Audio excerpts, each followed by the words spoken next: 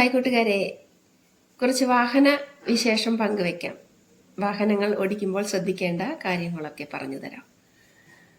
ഇപ്പോൾ ആക്സിഡൻറ്റുകളൊക്കെ ഒരുപാട് നടക്കുന്ന ഒരു കാഴ്ചകൾ കാണാനിടയായി. അപ്പോൾ ഇങ്ങനെ ചെയ്യണമെന്ന് ഞാൻ വിചാരിച്ചു.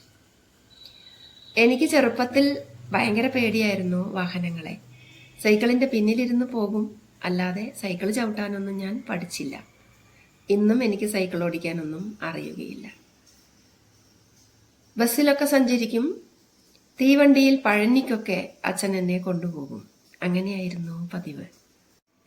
ടീച്ചറായി വർക്ക് ചെയ്യുന്നത് മലപ്പുറം ജില്ലയിലെ വെള്ളിയഞ്ചേരിയിലും താമസിക്കുന്നത് പാലക്കാട് ജില്ലയിലെ എടത്തനാട്ടുകരയിലും.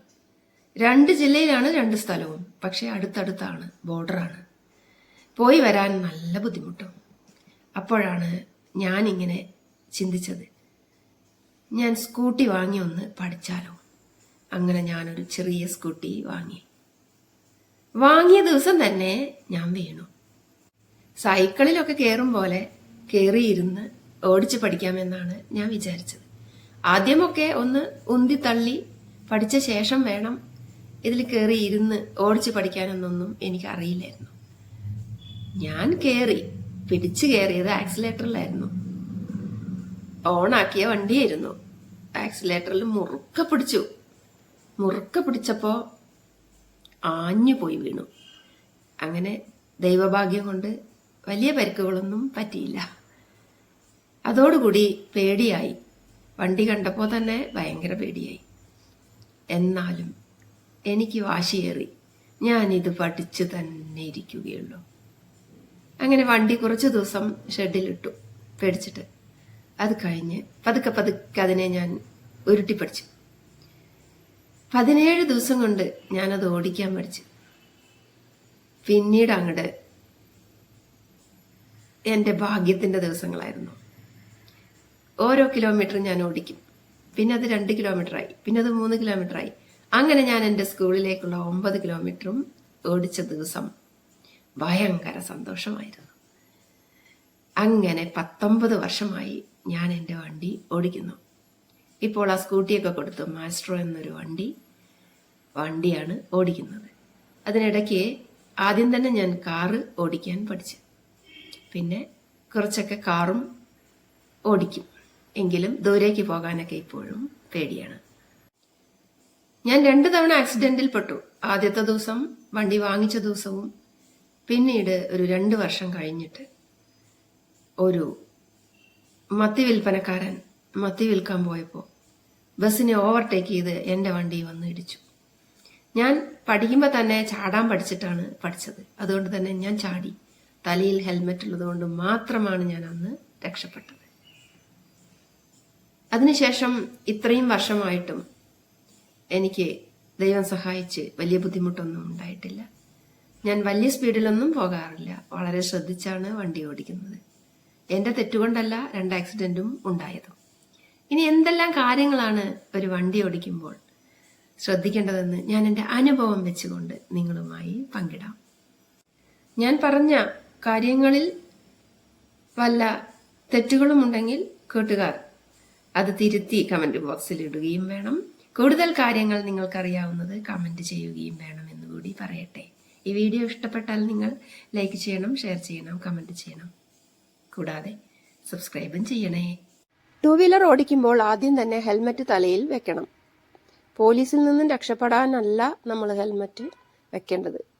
നമ്മുടെ തലയെ സംരക്ഷിക്കാൻ വളരെ ഉപകാരപ്പെടുന്ന ഒരു രക്ഷാകവചം തന്നെയാണ് ഹെൽമറ്റ്. അതുകൊണ്ട് ഹെൽമറ്റ് ഉപയോഗിക്കുക. ഹെൽമറ്റ് ഉപയോഗിക്കുമ്പോൾ എൻ്റെ മുടിയൊക്കെ കുറേ കൊഴിഞ്ഞു പോയിരുന്നു. അപ്പോൾ ഞാനൊരു കർച്ചീഫ് തലയിൽ കെട്ടിയിട്ടാണ് ഹെൽമറ്റ് ഇട്ട് പോവാറുള്ളത്. കോട്ടൻ്റെ ഒരു തുണിയായാലും കുഴപ്പമില്ല. ഇനി വണ്ടിയുടെ ആക്സിലേറ്ററാണ് ഇത്. ആദ്യമായി പഠിക്കുന്നവർ ഇതിൽ പിടിച്ച് ഇത് ഓണായി കിടക്കുന്ന വണ്ടിയാണെങ്കിൽ ഇതിൽ പിടിച്ച് കയറരുത്. ഇത് ആക്സിലേറ്റർ ആയതുകൊണ്ട് ഒരു പോക്ക് അങ്ങോട്ട് പോകും. അങ്ങനെയാണ് ഞാൻ ആപത്തിൽ പെട്ടത് എന്ന് പ്രത്യേകം പറയട്ടെ. വണ്ടി ഓടിക്കുമ്പോൾ നമ്മൾ പ്രത്യേകം ശ്രദ്ധിക്കേണ്ട മറ്റൊരു കാര്യം, 20 ദിവസമെങ്കിലും കൂടുമ്പോൾ ചക്രങ്ങളിലെ കാറ്റ് പരിശോധിക്കണം. കാറ്റ് നിറച്ചു വേണം വണ്ടി പോകാൻ. വണ്ടി സ്റ്റാർട്ട് ചെയ്യുമ്പോൾ തന്നെ അതിൽ മതിയായ എണ്ണയുണ്ടോ എന്ന് പരിശോധിക്കുക. അതുപോലെ ഓടിക്കുമ്പോൾ ഒരുപാട് സ്പീഡിലൊന്നും പോവരുത്. ഞാൻ എപ്പോഴും ഒരു 40-50 ഉള്ളിലേ പോകാറുള്ളൂ. മിറർ കറക്റ്റാക്കി വെക്കണം രണ്ടും. കാരണം വണ്ടികൾ ഓവർടേക്ക് ചെയ്യുമ്പോൾ നമുക്ക് കാണാൻ കഴിയുകയില്ല. അല്ലെങ്കിൽ വണ്ടിയുടെ പെട്ടി തുറക്കുമ്പോൾ നമുക്കിതിൽ എല്ലാ രേഖകളും ഉണ്ടെങ്കിൽ നമുക്ക് ഒരു പേടിയുമില്ല. പോലീസൊക്കെ തടുക്കുമ്പോൾ നമുക്ക് ധൈര്യമായി കാണിച്ചു കൊടുക്കാം. അതായത് പുകയുടെ സർട്ടിഫിക്കറ്റ്, ഇൻഷുർ ചെയ്തത്, അതുപോലെ ലൈസൻസിന്റെ ഒരു കോപ്പി, ബുക്കും പേപ്പറും, അങ്ങനെ തുടങ്ങിയ രേഖകളെല്ലാം ഒരു പ്ലാസ്റ്റിക്കിന്റെ കവറിലിട്ട് സൂക്ഷിച്ചു വെക്കാം. മഴക്കാലത്തും അതിൽ മഴ നനയുകയില്ല. പമ്പിൽ കയറി എണ്ണ അടിക്കുമ്പോൾ നമ്മൾ എണ്ണ അടിച്ചു കഴിഞ്ഞ് ഇത് നല്ല പോലെ മുറുക്കി വെക്കണം. അല്ലെങ്കിൽ പെട്രോള് തെന്നിപ്പോവാൻ സാധ്യതയുണ്ട്. അതുപോലെ മൊബൈലൊന്നും ഇതിൽ സൂക്ഷിക്കരുത്. ആളുകളെയൊക്കെ പിൻസീറ്റിൽ കയറ്റുമ്പോൾ നമ്മൾ അവരും കൂടി ഹെൽമെറ്റ് ധരിക്കാൻ പറയണം. അല്ലാത്തവരെ കയറ്റി പോകരുത്. നമ്മൾ എവിടെയെങ്കിലും വെച്ച് വീഴുകയാണെങ്കിൽ നമുക്ക് ഹെൽമെറ്റ് ഉണ്ട്, അവരാവും അപകടത്തിൽ പെടുക. പിന്നിൽ ആളുകളെ കയറ്റുമ്പോൾ നല്ല പോലെ ബാലൻസ് ചെയ്ത് വണ്ടി നിർത്തിയിട്ട് വേണം കയറ്റാൻ. അല്ലെങ്കിൽ അവർ കയറുമ്പോൾ നമ്മളും വണ്ടിയും കൂടെ മറിയും. 2 ബ്രേക്കിലും വണ്ടി അവിടെ നിർത്തിയിട്ടിട്ട് 2 ബ്രേക്കിലും പിടിച്ചിട്ട് അവരോട് കയറാൻ പറഞ്ഞാലും കുഴപ്പമില്ല. റോഡിലൂടെ സഞ്ചരിക്കുമ്പോൾ ഇടതുവശം ചേർന്ന് പോവാൻ പ്രത്യേകം ശ്രദ്ധിക്കുക. ഓവർടേക്ക് ചെയ്യുമ്പോൾ കണ്ണാടിയിൽ കൂടെ നോക്കി മറ്റു വാഹനങ്ങളൊന്നും ഇല്ലെന്ന് ഉറപ്പുവരുത്തി വേണം ചെയ്യാൻ. വളവുകളിൽ ഒരിക്കലും ഓവർടേക്കിംഗ് പാടുകയും ഇല്ല. വണ്ടി ഓടിക്കുമ്പോൾ നമ്മൾ എപ്പോഴും ഡിഫൻസ് ഡ്രൈവിംഗ് ആയിരിക്കണം. അതായത് നമ്മളെ എപ്പോഴും മറ്റു വണ്ടികൾ വന്ന് തട്ടുമെന്നുള്ളൊരു പേടി നല്ലതാണ്. അപ്പോൾ നമ്മൾ എപ്പോഴും ശ്രദ്ധിക്കും. ഓവർ കോൺഫിഡൻസ് നന്നല്ല. ഞാൻ നല്ലൊരു ഡ്രൈവറാണെന്നും എനിക്കൊരു കുഴപ്പം വരില്ല എന്നുമുള്ള ചിന്ത നല്ലതല്ല. എപ്പോഴും ഒരു ചെറിയ ഭയമൊക്കെ നല്ലതാണ്. അതുപോലെ വണ്ടി ഓടിക്കുമ്പോൾ ശ്രദ്ധ വേണം. കൈയും കാലും കണ്ണും എല്ലാം നമ്മൾ വളരെ നല്ല പോലെ ശ്രദ്ധിച്ച് വേണം ഓടിക്കാൻ. ആബ്സെന്റ് മൈൻഡായിട്ട് നമ്മൾ വണ്ടി ഓടിക്കരുത്. അതുപോലെ പലരും വിളിക്കും നമ്മളെ, അപ്പോഴൊന്നും തിരിഞ്ഞു നോക്കാനോ ഒന്നും പാടില്ല. വണ്ടി ഒന്ന് ഒതുക്കി നിർത്തിയിട്ട് നമുക്ക് തിരിഞ്ഞു നോക്കിയാൽ മതിയാകും. അതുപോലെ ഫോൺ വരുമ്പോൾ ഫോൺ അവിടെ വണ്ടി നമ്മളവിടെ ചാരി നിർത്തി മറ്റു വണ്ടികൾക്ക് ഒന്നും തടസ്സമില്ലാതെ ഒരു സൈഡിലേക്ക് ഒതുക്കി നിർത്തി ആ ഫോൺ അറ്റൻഡ് ചെയ്തിട്ട് പോയാൽ മതി. ഫോണിൽ സംസാരിച്ച് പോയി കഴിഞ്ഞാൽ നമ്മുടെ ബാലൻസ് തെറ്റുകയും മറ്റു വണ്ടികളിൽ ചെന്ന് ഇടിക്കുകയും അല്ലെങ്കിൽ പിന്നിൽ നിന്ന് വരുന്ന വണ്ടി കുത്തുകയും ചെയ്യും. ഒരു വാഹനം വളരെ ഉപകാരമാണ് നമുക്ക് ഇന്നത്തെ കാലത്ത്. പെട്ടെന്നെടുത്ത് പോകാനും സാധനങ്ങൾ വാങ്ങാനും കുട്ടികളെ പഠിത്തത്തിൽ സഹായിക്കാനും എല്ലാം നമുക്ക് ഈ വണ്ടി പഠിച്ചാൽ ഉപകാരപ്പെടും. എൻ്റെ ജീവിതം തന്നെ മാറിമറിഞ്ഞത് ഞാൻ ഈ വണ്ടി പഠിച്ചതുകൊണ്ടാണ്. എനിക്ക് സമയത്ത് സ്കൂളിലെത്താൻ പറ്റും, സമയത്ത് വീട്ടിലെത്താൻ പറ്റും. എനിക്ക് 15 മിനിറ്റ് കൊണ്ട് സ്കൂളിലെത്താം.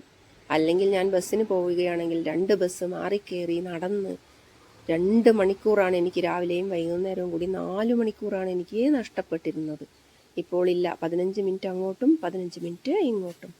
സമയലാഭമാണ് ഏറ്റവും നമുക്ക് ഈ വണ്ടി പിടിച്ചാൽ കിട്ടുന്ന വലിയ ഒരു ഗുണം. മുന്നിലൊരു വണ്ടിയുണ്ടെന്നും പിന്നിലൊരു വണ്ടിയുണ്ടെന്നും എപ്പോഴും നമ്മുടെ മനസ്സിൽ ഒരു ചിന്ത നല്ലതാണ്. മാത്രമല്ല വഴിയിലൊരു ജീവിയും വളവിലൊരു വണ്ടിയും, ഇതും കൂടി മനസ്സിൽ ചിന്ത വേണം. എപ്പോഴും ഒരു ജീവി നമ്മുടെ മുന്നിലേക്ക് ചാടി വീഴാം. അത് മനുഷ്യരാവാം, മൃഗങ്ങളാവാം. അതുകൊണ്ട് ഓവർ സ്പീഡ് നന്നല്ല. എപ്പോഴും മുന്നിൽ വളരെ ശ്രദ്ധിച്ച് വേണം നമ്മൾ. ഒരു മിനിമം സ്പീഡിൽ വേണം. പെട്ടെന്ന് വണ്ടി പിടിച്ചാൽ കിട്ടണം. ആ ഒരു സ്പീഡിലേ വണ്ടി ഓടിക്കാൻ പാടുകയുള്ളൂ. മാത്രമല്ല വളവാണ് നമുക്ക് ഏറ്റവും കൂടുതൽ അപകടം വരുത്തുന്ന ഒരു സ്ഥലം. അവിടെ ഹോൺ അടിക്കാൻ ഒരിക്കലും മറക്കരുത്.